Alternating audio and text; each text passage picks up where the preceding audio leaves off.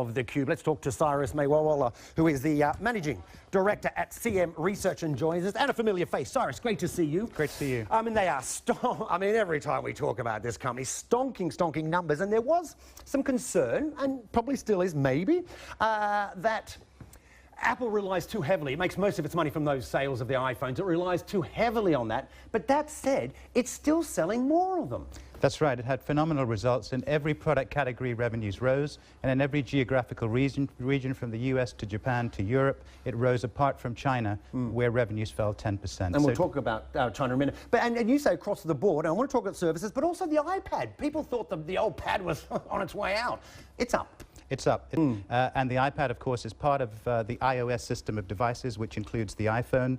So sometimes I think you're going to see the iPad go up or the iPhone go up, but it's all part of the same operating system. Okay. Let's mention the services, because this is important. Yeah. Some experts out there say this was the shining light. This is the services like Apple Pay, correct? The App Store, music. That's doing really well. That's doing really well, and for investors that's very important, because Apple is essentially a hardware company. It sells hardware, and generally when a hardware company has a bad product, the stock can be quite volatile. Now, it doesn't have a bad product, but the bigger the percentage of services of that company, the more stable the share price will be. Okay. What's going wrong in China for Apple? Is it just it's a too expensive a product for that market? Or? Management dismissed concerns with China over what's happening in Hong Kong and foreign exchange issues, but I think it's a bigger issue. The Chinese government is becoming more protective against, protecting its own internet companies, Alibaba, Tencent, and Baidu. There are geopolitical issues.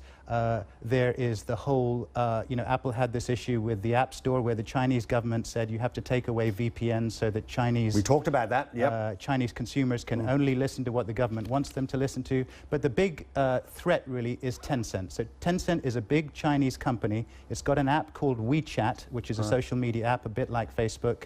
And on WeChat, it's an app, it's a model that's an app within an app. So they've got hundreds of thousands of apps within WeChat, and therefore customers in China have less need to go to the App Store.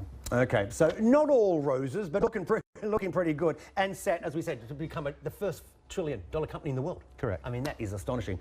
Sorry, short and sweet, but we appreciate your time.